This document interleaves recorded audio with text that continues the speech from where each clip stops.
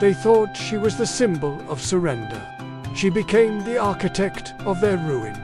To the Empire of Solaria, she was merely a political pawn, a princess from the conquered northern kingdom of Eriador, offered in marriage to the tyrannical Emperor Valerius to quell the last embers of rebellion. The match was a spectacle of dominance, a gilded cage presented as a peace treaty. Princess Alara was paraded through the capital, a beautiful, silent testament to her people's defeat. Her future husband, Emperor Valerius, was a man whose reputation for cruelty was a shadow that fell across the entire continent. His appetites were as vast as his ambition, and his temper was a storm that had shattered armies and broken dynasties.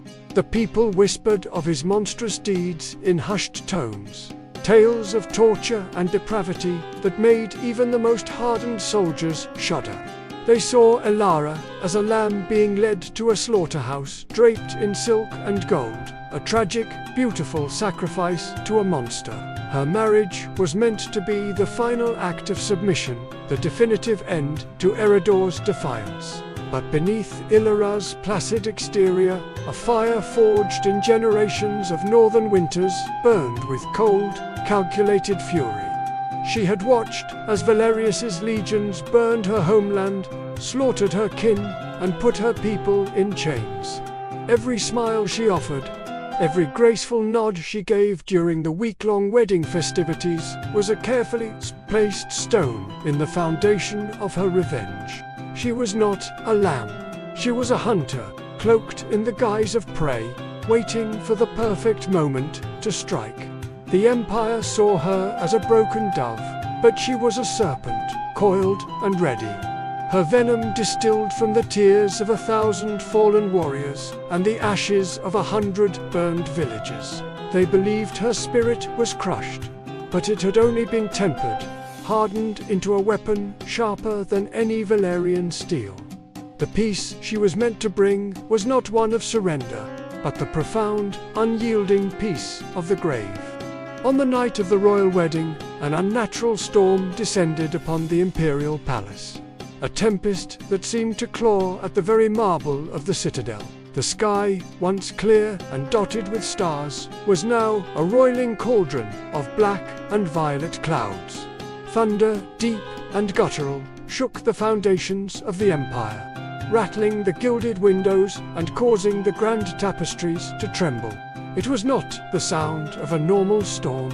It was a primal roar, as if the ancient gods of the north had followed their princess to this foreign land, hungry for retribution. Inside the emperor's chambers, the air grew thick and heavy, charged with an energy that felt both divine and terrifying. The celebratory music from the grand hall faded, replaced by the symphony of the heavens' fury. It was into this chaos that Emperor Valerius, drunk on wine and victory, finally retired with his new bride. The palace staff, huddled in the corridors and servant quarters, held their breath, their prayers a silent mantra against the raging storm and the known brutality of their master. They expected to hear the familiar sounds of violence, the predictable prelude to another of the Emperor's cruel games. But what came was different. Just as the clock tower began to strike midnight, a single, piercing scream ripped through the cacophony of the storm. It was not the sound of a terrified woman, but the raw, agonized shriek of a man in mortal terror. A sound so inhumanly sharp it cut through the thunder and wind echoing down the long-shadowed halls of the palace. The scream was abruptly silenced, swallowed by a deafening clap of thunder that seemed to split the very sky in two. And then an unnerving, profound silence fell over the imperial wing. A quiet so complete and absolute that it was more terrifying than the storm or the scream that had preceded it. The guards stationed outside the emperor's door exchanged nervous glances, their hands tightening on their spears, but none dared to enter.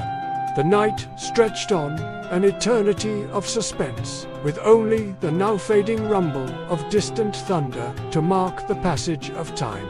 The empire held its breath, unaware that its axis had just irrevocably shifted as the first light of dawn broke, painting the storm-washed sky in hues of pale grey and blood orange. The heavy oak doors to the imperial chambers swung open. It was not the emperor who emerged, nor a terrified, weeping bride. It was Queen Elara alone. She moved with an unearthly calm, her posture as straight and unyielding as a northern pine. Her eyes, the color of a frozen winter lake, were devoid of fear or panic. They held a chilling serenity, a placid depth that betrayed nothing and yet promised everything. Her magnificent wedding gown, a creation of ivory and gold, was immaculate, save for the gossamer thin veil that cascaded over her shoulders. There, upon the delicate silk, was a stark, crimson stain. A single, deliberate splatter of blood, as bright and shocking as a poppy in a field of snow. It was not a smear from a struggle, but a mark, a proclamation. The palace guards, veterans of countless brutal campaigns, found themselves frozen in place, their weapons feeling like lead in their hands. They looked from her calm, composed face to the blood on her veil, and then to the silent, dark chamber behind her. An unspoken question hung in the air, thick and suffocating, but no one dared to voice it. Elara walked past them without a word, her steps silent and measured on the marble floor. Her presence filled the corridor, a silent, absolute authority that dwarfed the power the emperor had wielded through fear and noise. Her silence was a roar, her stillness a declaration of war. The king was missing, and the queen, his bride of a single night, had taken his place. Her reign began not with a coronation or a decree, but with a blood-stained veil and a silence that shook an empire to its core. They thought she would be the empire's prize. She became its final judgment.